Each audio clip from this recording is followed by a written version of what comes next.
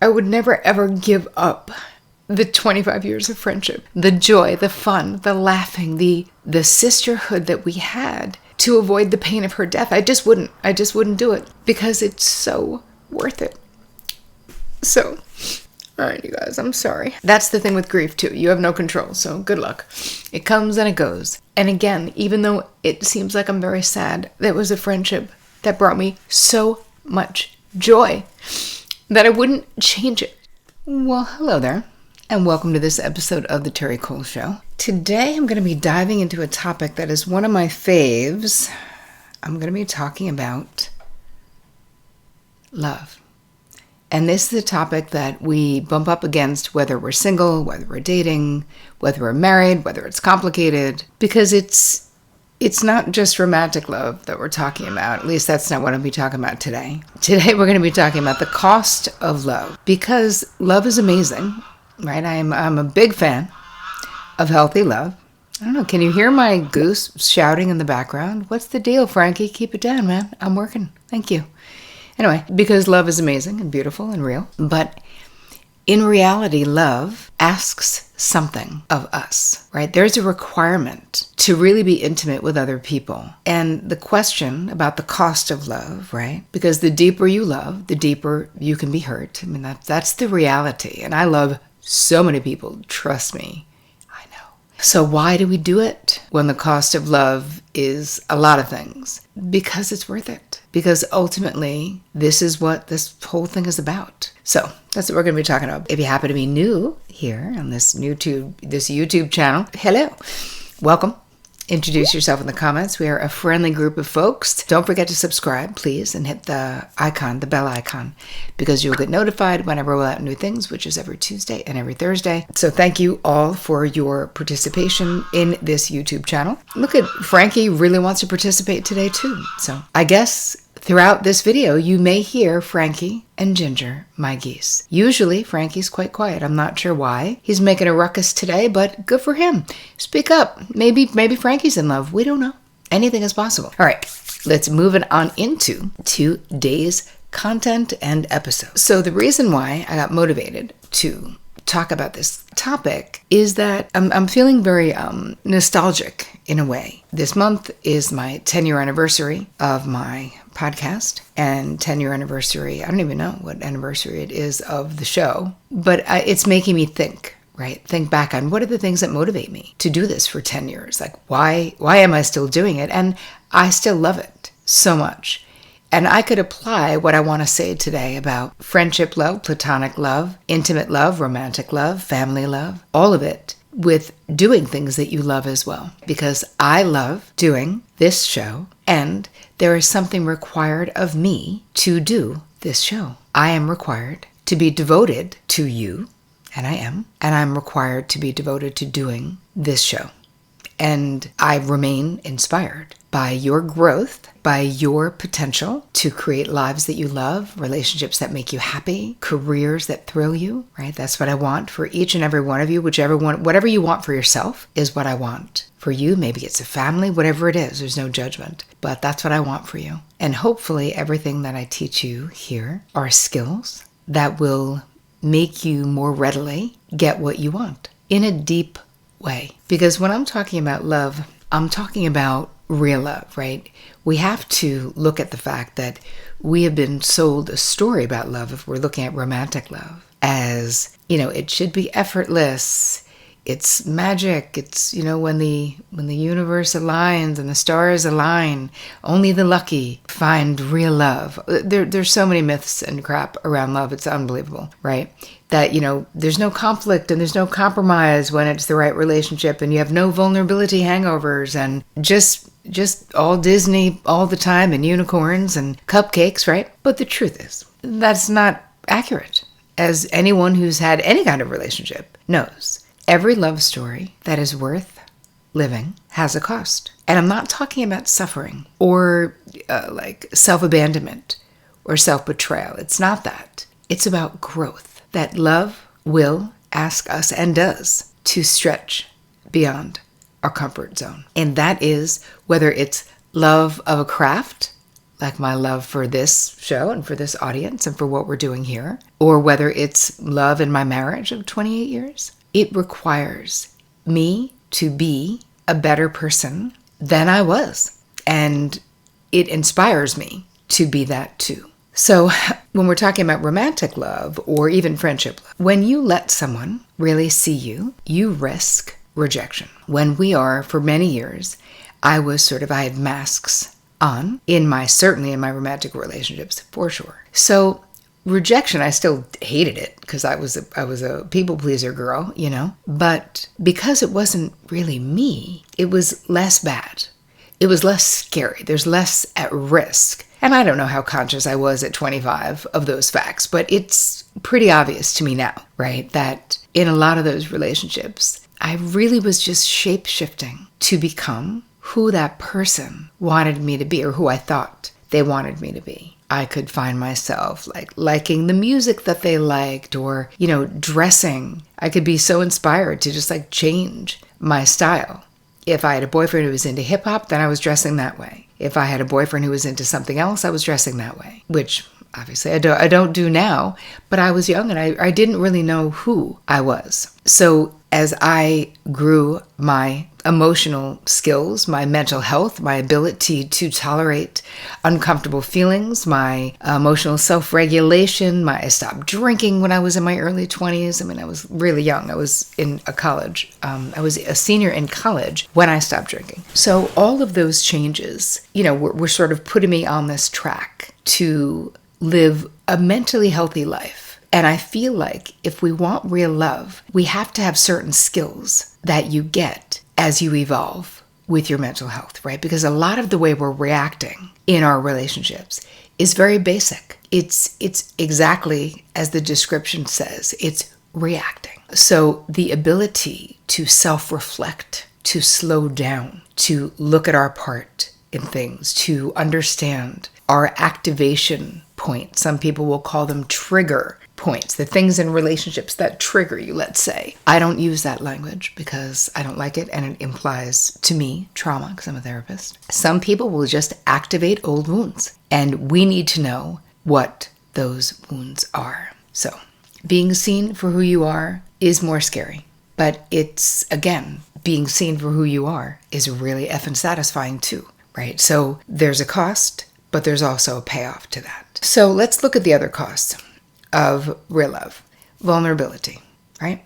No matter how you slice it, to love means opening up your heart to someone else, and you can only be perfect for so long. So there's a point where you're here I am, warts and all, so to speak. Here's me with all of my flaws and foibles and, never thinking. I never thought I was perfect. Certainly not. But, the healthier you become, the more aware, at least in my life, I became. So if you grew up with, being insecurely attached, right? Having, let's say, unsafe attachment figures, being vulnerable is a huge ask. And of course, before we do it, we really need to be looking at our own history. Everything I teach, every book I've written, we go in before we go out, right? Because what'll happen with the vulnerability is that if we haven't figured out our original injuries from childhood, there is a tendency to repeat them, right? Freud called it repetition compulsion. We talk about it a lot on the show. I think before we become just vulnerable and feel like that's a good thing, the way that people on the interweb, these interweb streets love to talk about, it's all about we have to be vulnerable. Well, yeah, with the right people. So I call it being voluntary. Voluntary vulnerability, where we are actively and mindfully choosing to be vulnerable to people who we deem are trustworthy. What happens, though, when you're vulnerable, when you have a hard conversation, when you tell someone the truth about something you're afraid of, let's just say, a deeper connection, if the person is emotionally trustworthy, is the result. Why is it, if you've ever had a hard conversation, you feel so much closer to the person afterwards? You feel more deeply understood. Right? It's good for a relationship. I remember in the beginning of my relationship with my husband, I was always asking him, he was very conflict averse, right? He was just happy to be together and just, and I remember asking him early on, I was like, hey, if there's anything I'm doing that's bothering you, please tell me. I can't read your mind, but I could make any kind of changes, And in the beginning, when I used to say that to him, he would say, why, is something wrong? And I'd go, no. I just want you to know that, like, I'm open, because by the time I got with Vic, I'd already had a lot of years of therapy, right? I'd already had, like, a lot. So I was in my early 30s, and I had started at 19. So I had a lot of therapy. And so I just wanted him to know that he could talk to me and that I wouldn't be defensive if he told me something, And the funny thing, and you guys who've been around for a long time, sorry, this is what happens. It's like being with your aunt who tells the same story. You're like, oh my God, is she going to tell that story again? But this is what happens when you've been together 10 years, people. Just get used to it. Anyway, finally, one time, he said, actually, when you wash your hair in the shower, because you have so much hair that's always falling out, can you please clean the drain when you're done? And I was like, of course. And that was 28 years ago, and I've never washed my hair and not cleaned the drain since then. A small thing I can do, Anyway, long way around the barn to get back to the importance of voluntary vulnerability. Okay, so other places where there's a cost is compromise, right? We compromise. We want to be in long-term relationships with people. We have to compromise, right? It doesn't mean, again, the compromise, I'm really not into self-abandonment. So that's not it. Compromise, it is a cost because it requires something of us. But when you're with another person who's willing to compromise, compromising can feel very satisfying, right? It's like you're protecting the relationship by compromising. What else? Either you got to have boundaries, right? You have to if you're bringing your full self to the table, it means telling the truth about your preferences, your desires, your limits, and your deal breakers, right? Because the cost to not doing that is resentment for the relationship, which nobody wants. And another cost of being in a long-term relationship is there's a certain amount of accountability, of course, you have to have in a relationship. But relationships themselves, this dyad of two, right? These are living, breathing organisms. My relationship needs tending. So does every relationship in your life. So checking in, right? Repairing after rupture. Just being sorry. I was like, Vic and I were watching something the other night, and I don't know what I was feeling pissy about, but it was something, and I said something kind of snappy, which I generally, we don't. We're very nice to each other, And he was like, all right, are you okay? I was like, yeah, I'm just whatever. Just being all like weirdly martyry. And then I came back from the kitchen, and I was like, I'm sorry. I don't even know what that was about, really. I'm feeling overwhelmed with writing the book, and I think that's what it is. It was like I was feeling put out by whatever it was I thought he was making me do. Anyway, in a long-term relationship, there has to be a little bit of latitude, right? I like to say you always have a right to your feelings and you never have a right to take them out on me. And yet, realistically, in a long-term relationship, every once in a while, you are probably going to take it out on the other person.